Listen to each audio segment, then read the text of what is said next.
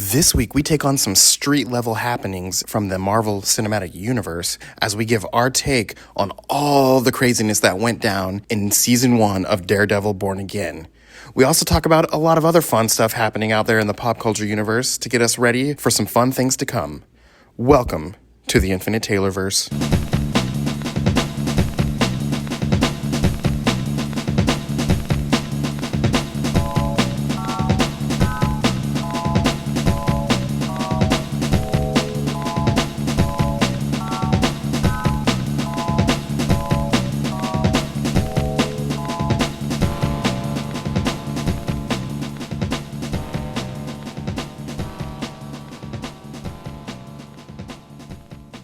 Warning. Red alert. Ay, ay, ay, ay, ay! Danger, Will Robinson.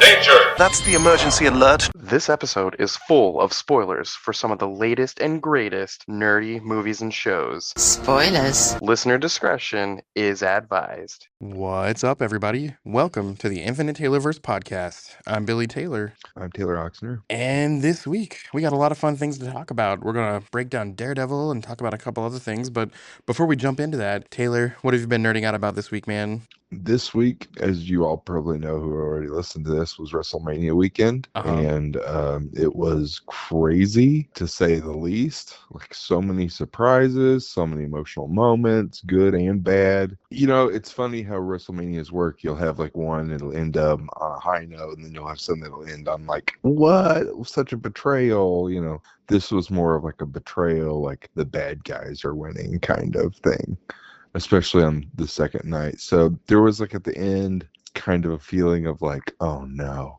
which makes great storytelling. But certain people won, I was really happy about. Some people lost, I wasn't really thrilled about, but it's all part of the fun. And then Monday Night Raw from last night was even crazier. They're still in Las Vegas, but next Monday I will actually be going to Monday Night Raw. It's in Kansas City, so That's I'll awesome. give you guys a lowdown on how that was next week. Oh, that's really cool. Well, for me, I think I mentioned last week that I was nerding out about reading the entire run of Invincible. It was so good. And one thing about finishing a really good book or series of books is you kind of feel like you're in a period of mourning. You're mourning the loss of this good thing you were taking a part in for so long. And now that it's over, it's like, what the heck am I going to do? And it got me thinking about a book that I really loved, 10 or 15 years ago. It's a series called Irredeemable and Oh yeah, it's Incorruptible. so good. Yeah. And those two books kind of cross over with one another.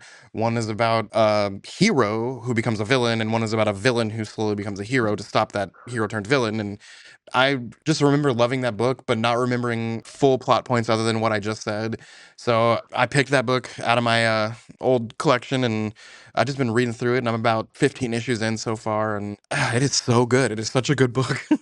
Yeah, it's Mark Waid, right? Yeah, that's Mark Waid, Yeah. and it is just so good. And if you've never read it, pick it up. It's with Boom Studios, and it's so good. It's one that I think would be an awesome TV series. They should totally make that into a TV series. I would love it. Yeah, but you know, if they did, it would be on like Stars, or it would be on like something like that at this point. Yeah, that's true. But man, it's so good. If you've never read it, you guys should go find it. The first issue came out in 2009, and it ended around 2012. But yeah, Oh, I was gonna say 2010, so yeah, I was right smack dab in the middle of it. yep. I remember like when it came out, there were a handful of people I knew who were reading it, Uh-huh. but most people just didn't read it because it was from Boom. Yeah, But like most of the people I knew who read it were just like huge Mark Waid fans. yep. And I've always kind of had the not all Mark Waid books are good, but you're usually in good hands. Yeah. Especially if it's Daredevil, Yes. which is, we can loop that back around right now. Yes. We are going to talk to you guys about Daredevil. We finally both finished it, and it was very good. It was nice to get back into the world of Marvel's Hell's Kitchen and see what's going on with Matt Murdock. Or traumatizing, depending on Yeah. how you watch this show. It was definitely traumatizing. Yeah. But I figured we'd kind of go through each episode and highlight the main things that happened. And like episode 1, for example, Episode 1 was called Heaven's Half Hour. And this is the one where, you're seeing Matt and Foggy and Karen. They're all at a bar celebrating.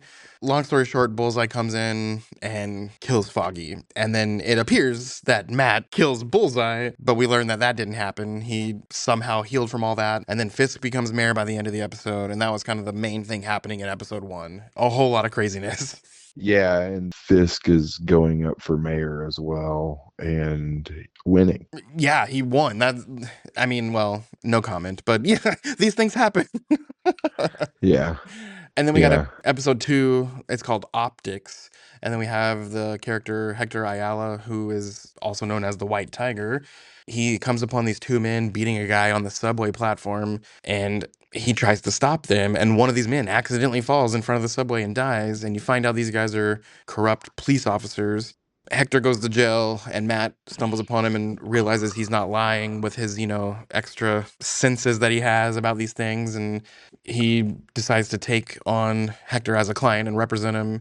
And basically, towards the end of the episode, you see these guys are corrupt, and it even kind of shows them, what's the word I'm looking for, hijacking the Punisher logo on their tattoos and their clothes. yeah. And the last thing that we see is Fisk and his wife. They're doing couples therapy, and that's the end of that episode. The couples therapy I felt was really weird. I did too. Um, Yeah. that stuff, because it was very, what's the point in going to therapy if you're not actually going to talk about anything? Right. That's the whole point of being there. And so it kind of also shows the type of therapist that this lady is. Yeah.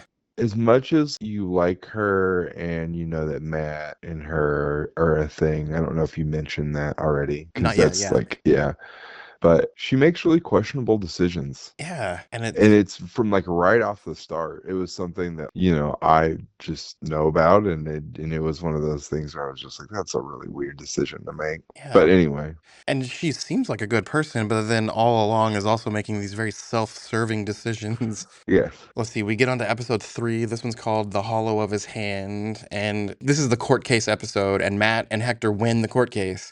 But by the end of the episode, he's telling Hector, like, dude, you need to not be the White Tiger, at least for a while, if not permanently. But he doesn't care. He goes out as the White Tiger, and literally moments later, he's murdered. And all we know about the murderer is he had that Punisher logo on him. And that's pretty much Yeah. the end of that episode. Mm-hmm. Man, I was so mad about that. It was like, dude, you could have just listened for a little while, but no, it Well, was a there was a bummer. part of me that was also, well, there's two bummers about that. One, the bummer is that we don't get to see more White Tiger in action. Right. We only see it like in a cell phone video or something at one point, and that character's kind of cool, so it Yeah. bums me out. But two, we don't know that that's not the Punisher who kills him. Right. Well, at that point, we have no idea. You're right. Yeah, exactly. So there was a part of me that was like, oh no, Frank's killing a criminal. 'Cause Yeah. that's what Frank does. Yeah. You know what I mean? Like, Yeah. that's what I thought had happened at the end of the episode. I had thought either it was a cop, but since the skull was on his chest part, that's why I thought it was Frank on that one. Yep. Let's see. Then we get the next episode, number 4, called Six Semper Systema, and we meet Hector's niece, and she's talking to Matt about how she believes the police murdered Hector.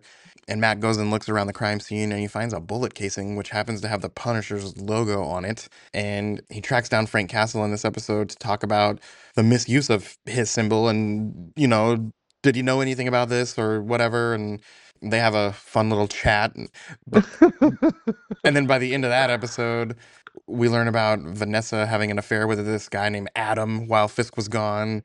And then the very end, we see Fisk. He's just very nonchalant eating a dinner, and it pans off to the side, and we see this Adam guy in a cage.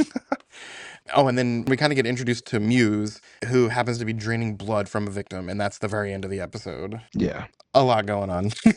Also, no Daredevil. Yeah, and there's quite a big gap in, having Daredevil in these episodes. Because after he almost killed Bullseye, I don't think we talked about this, he kind of was like, I'm not going to do Daredevil anymore. If I'm going to kill people, I can't be Daredevil. Yeah. I don't have it in control. You know what I mean? I'm retiring it. So he's been holding back all this time. Yep. He goes to talk to Frank, and that was one of the real big cracks that we saw in Matt for the first time. Was him and Frank were talking. Matt punches Frank because of something Frank said. And then he was like, no, I'm not going to crack. I'm not going to be you. And Yep. so there's once again that conversation between Frank going, you can just kill these people and they're gone. Right. Like, you don't have to ever worry about them again. He goes, you're an idiot. You're stupid for letting them live. Yep. And Daredevil is very much a lawyer where it's due process. Though he is very violent, he does not kill people. Yep. It's a very aggressive Batman without as many tools. Oh yeah. It's just, it's like the line between maiming someone for the rest of their lives and death for Daredevil's pretty thin. Yeah.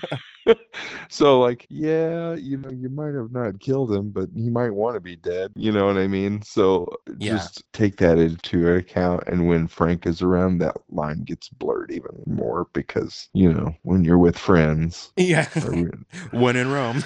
yeah, when in Rome, do as the Romans do. And that kind of seems to be how it's either Daredevil is doing what Frank is doing, or Daredevil is trying to stop Frank from doing Yeah. what Frank is doing. So either way, and even Daredevil says it, he goes, it's always a mistake. It's always a mistake when I go bring to you or talk to you. It's always a mistake. Yep. But anyway, Let's see, the next episode, number 5, is called With Interest, and I really had fun with this episode. This is the one where Matt goes to the bank to see about getting a loan for his law firm, and then the bank assistant manager happens to be Yusuf Khan, which is Ms. Marvel's dad, and I thought that was really fun. The cute little scene with the Funko Pop, he's like, oh, have you heard of Miss Marvel, or whatever he says. But yeah, it was great, and in this episode, while he's there, he gets denied for the loan, so he kind of leaves. And before he gets too far, these masked men come and rob the bank. They hold the bank hostage looking for something, and Matt kind of hears what's going on. So he comes back into the bank, and long story short, he kind of tricks them into, revealing what they're going for, and he pretty much foils that plan. They're going for this special diamond, and they think they have the diamond, but Matt really still has it. And the cops kind of come in, and the main bad guy slips away dressed as a cop, but again, Matt, with his special, abilities, he senses and hears where this guy is and follows him, tracks him down, beats the mess out of him and stops him. And then by the end of that episode, he goes back to Mr. Khan in the bank and, talks about if there's anything we could possibly do with this loan situation. And then he drops the diamond in his little candy dish and leaves. And that's pretty much the end of that episode. But I really liked that episode. It was a lot of fun. yeah, one, it showed the connectivity of the universe that Yep. he's in with Kamala's dad, who is much needed comic relief in that episode. Oh, yeah. So that episode's very intense. But another great thing is we finally see Matt acting like Daredevil again. Yes. After what I think at that point we've had 4 episodes without really seeing Daredevil. And we Yeah, I still mean, don't it's like, see Daredevil, but Matt yeah, is, doing Daredevil things. yeah. And then he tracks down the guy who thought he got away as a cop, Yep. That beat was the great. crap out of him in a Yeah. red mask. So, Yep. I mean, that's Daredevil-ish. Oh, yeah. And then the next episode, number 6, this one's called Excessive Force. We learn that Muse is using blood to make art on the street. And, just to confirm it, I guess it's kind of showboating or ego or whatever, but he leaves 2 bodies next to the latest mural just to kind of confirm that, yep, I'm killing people and making this art. Then later we find out Fisk is wanting to rebuild this port, and a lot of people are against it, and we don't really quite know what's up with that whole thing yet. But also in this episode, he establishes the Anti-Vigilante Task Force, otherwise known as the ATVF. And Hector's niece, Angela, is trying to look for, who was the killer, all this stuff with her uncle. But while she's doing all that, she gets abducted by Muse. And this episode is finally where Matt decides to suit up again as Daredevil. And he goes and finds Muse's lair. He fights him and saves Angela, but Muse gets away. And then this episode ends with Fisk pulling Adam out of that cage and actually hands him an axe. And he's like, come at me. And they begin to fight, but Fisk, of course, beats the snot out of him and then throws him back in the cage. And that's kind of where that episode ends. Yeah, I kind of thought he was going to kill him right there. Oh, me Just be too. done with it. I thought it was really weird that he put him back, but I was just like, okay, whatever. Yeah. Must be for some plot line. Oh, yeah. The next one, number 7, it's called Art for Art's Sake. We see that Angela, Hector's niece, is recovering, and she tells the police that Daredevil saved her. And so this leads to Fisk learning that Daredevil's back in action. And Dr. Glenn, who's the woman that's, dating Matt at the time, and we see her in a session with this young guy named Bastion Cooper. And in the end of this session, we kind of learn, oh, this dude is Muse. At the same time, Matt, as Daredevil, is down in Muse's lair, and eventually so are the police, these corrupt police. And each of them in their own time find out that he's drawn portraits of this doctor woman, so they both start heading to her place. And Daredevil gets there first. They have a huge, massive fight. When it seems like Muse is going to have the upper hand, the doctor grabs a gun and shoots him dead, which I didn't expect. And basically, at the end of that episode, the ATVF arrives at her place, but she's already saved. Everyone there knows it was Daredevil, but Fisk decides to publicly give credit to his task force, and that's about the end of that episode. Man, did that episode really, like, at the end of it just make you get so grossed out? Yes. I did too. That episode grossed me out. I hate that she went that direction as well. Right? It's like, you obviously just got saved. Like, what is going on there that you're freaking out about? Yeah, I don't know. I thought it was so weird too. If someone legitimately saved my life, it'd be kind of hard for me to be against them, Yeah, like I said, there's something wrong there. You also realize that she's the one who created that psychopath because Yeah. he was following her. Yep. So it kind of also shows that maybe she's saying, well, all masked people are bad because she realized she feels a little guilty Yeah. for creating the one. And I did like how it circled back around to he was that skinny, goofy kid that came to her book signing in a few episodes back. Yeah, exactly. It's wild. Yeah. And then we got the next one, number 8. This is the second to last episode. It was called Isle of Joy. And Fisk reveals to Vanessa that he's got Adam imprisoned. And in the whole mix of it, you think she's going to freak out. But instead, she just reaches for his gun and kills him. She kills Adam.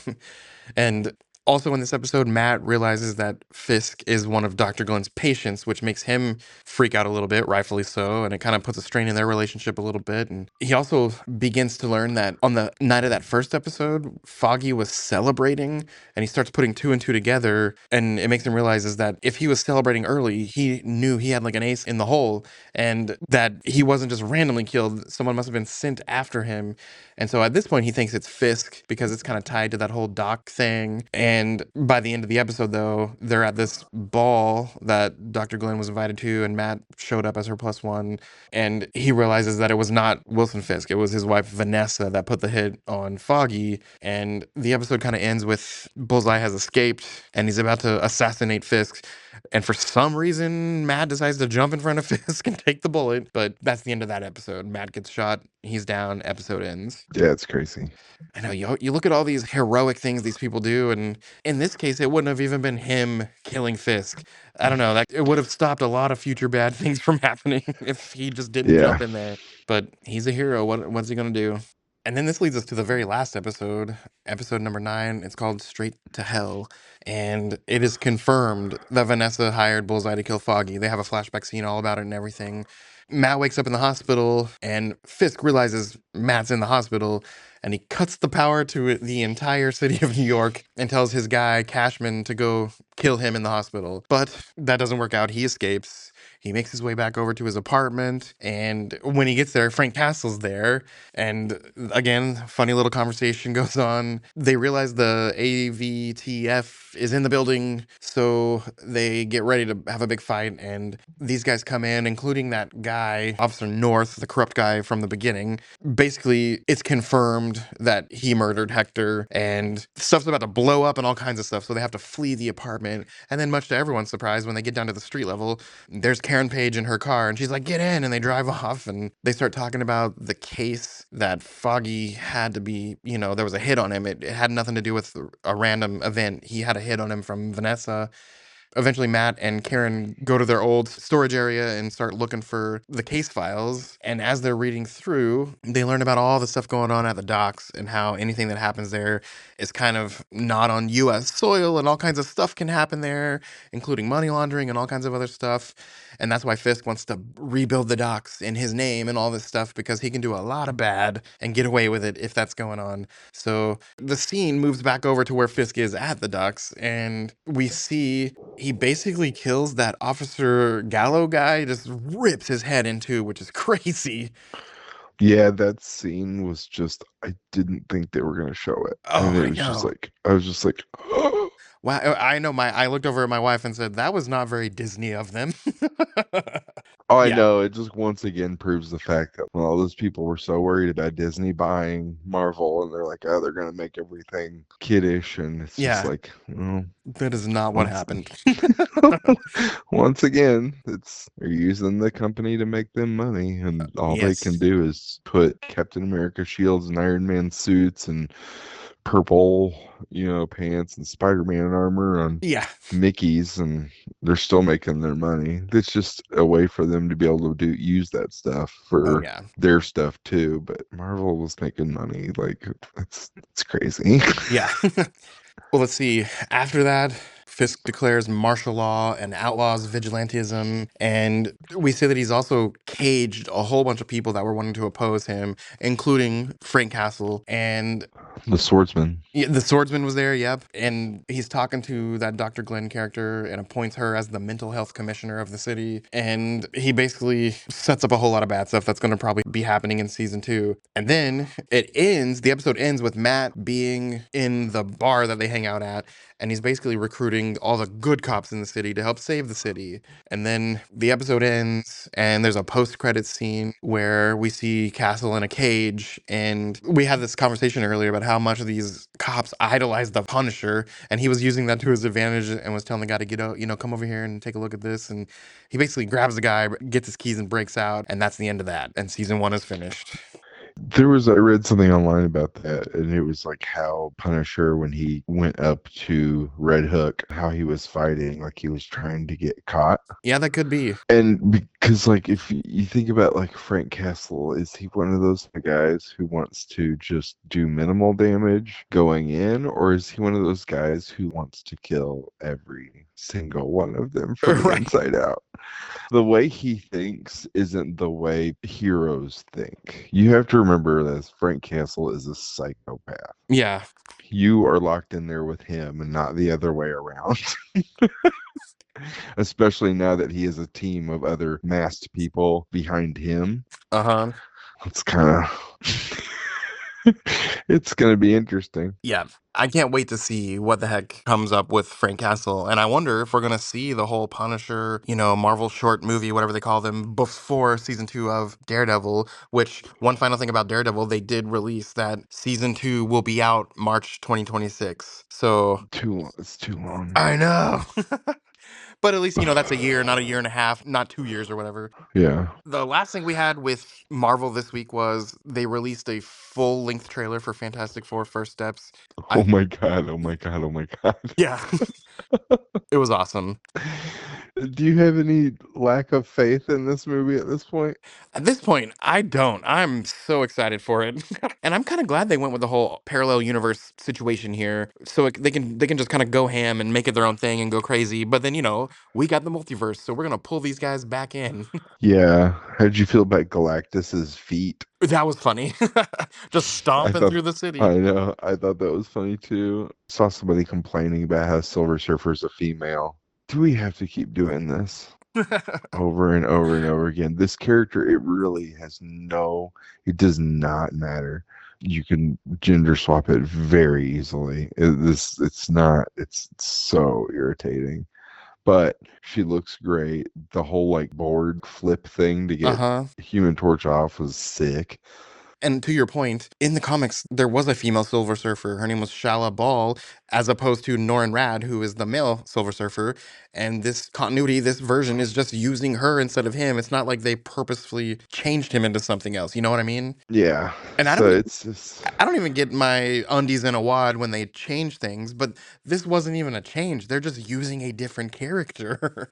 yeah. I mean, it's not like they won't use Norrin Red for the MCU. At some point, we're going to see him, just like many other Yeah. characters we've never seen. Yeah. Yeah. Anyway, but the costumes, like the astronaut ones, are really cool Oh, yeah. for their first flight. I'm just really excited about it. We did see Mr. Fantastic stretch a little bit in this trailer, Yep. which I still don't understand why they're not showing scenes with him stretching more. Yeah. Unless they're just like, it doesn't matter that he stretches. I read an article where Pedro Pascal was interviewed about something completely different, but they brought up Fantastic Four and they asked him what was his motivation. And he said, this might seem silly, but he watched a lot of videos of octopuses just in their habitat. And he said when he's using his powers, he imitates their movement a lot. And I just thought that was funny and interesting. And it'll be kind of fun to see that happening. Yeah, absolutely. So over with DC, there's not a lot going on this week, except some big rumors came out about the new Superman movie, and there's a person who claims to have, seen a pre-viewing of it. And if this is true, who knows if it's true? It's just a rumor, but he's saying the official big bad at the end of the movie, it's not Lex, it's not the kaiju, it's Ultraman, and that'll be kind of crazy. Ultraman? Yeah, Really? that's what he says. He said it's a twist on Ultraman. Oh, that sounds stupid. We'll see what that means in July. So we're less than 3 months away from this movie coming out. I can't wait. Yeah. I'm pumped. I really want to see it, but that's a really weird move. Yeah, I have a feeling it'll make sense by the time we're watching it. But let's Okay. see. Over with Star Wars, as of us recording right now, we haven't watched it yet, but Andor Season 2 comes out today, the day we're recording. So next week, that's something we might be able to talk about. And Star Wars just had their big celebration event over in Japan, and a lot of stuff came out. We got our first look at The Mandalorian and Grogu. There was a lot of stills released, and the trailer was only released to the people in attendance, but people recorded it and released it all over social media. So if you want to see the trailer for it, it's out there. Crappy quality versions are out there. I've watched it. It's awesome. We also got our first look at the actor Rory McCann, who's taken over as Balin Skull in Ahsoka Season 2. And Ahsoka Season 2 got a leaked trailer as well. Looks so cool. We also know that Hayden Christensen is returning as Anakin in Season 2 of Ahsoka. So either flashbacks or Force Ghosts, who knows, but we're going to see him again. And then the Star Wars Starfighter movie, which is going to star Ryan Gosling, was confirmed and it's going to be here May 2027. They also confirmed a new animated series called Star Wars Maul Shadow Lord, and it's going to be a series completely about Darth Maul, and that's going to be cool. They also confirmed that Star Wars Visions is returning, as well as a spin-off of Star Wars Visions, which to me, they didn't really give details, but I wonder if they're going to pick one of those little anthology episodes and just kind of run with it and make a whole series. Like if they did that with the Ronin guy, that'd be so cool. Yeah, maybe. I kind of like it as vignettes. I like that too, a lot. And then the final thing with those guys is Star Wars Outlaws, which is a new video game, is going to be released in September 2025 on Nintendo Switch 2. And last week, when I mentioned Jim Cummings was recently talking about revisiting Hondo's voice, well, apparently this is the project that we're going to see Hondo Onaka in. And so that's going to be cool for anyone who wants to play that video game. Okay. Let's see, the last few things here on the list. The Last of Us Season 2 came out last week, and I finally watched the first 2 episodes. Have you had a chance to see them yet? No. Okay, I'll hold off talking about it, but holy moly, Episode 2 had some craziness, and I cannot wait to talk about it with you. All right. The Minecraft movie, we know that came out. It has already made $750 million. Holy crap. And they're projecting that it's going to reach 1 billion before too long. That's crazy. Yeah, it's a lot of money for a Minecraft movie, I feel, for a video game movie. Right. But I guess we can't say that anymore considering Sonic and Mario. Yeah. And man, next year we get a Zelda movie finally. That's crazy. I'm so excited. Let's see, the final thing on the list here, Star Trek Strange New Worlds Season 3 finally has a premiere date. It's going to be June 14th, 2025. I'm so excited. That is on the top of my list of favorite Star Trek series. It's so good. And then locally, I know we mentioned it last week, but don't forget, guys, coming up soon on May 3rd, it's Free Comic Book Day. So look up your local comic book shops if you don't, regularly attend one, and go get some free books. And while you're there, support those guys because we need them to stick around. Yeah, and then go see Thunderbolts. Yep, same night, Thunderbolts. It's a nerd holiday weekend, man. Mm-hmm. But hey, that is all the news for this week. So, come back next week. I'm sure we'll have some more stuff to talk about. But as for us here at the Taylorverse, I've been Billy Taylor. Taylor Oxner. And come back next week, guys. Same Taylor time, same Taylor channel. See you guys. Bye.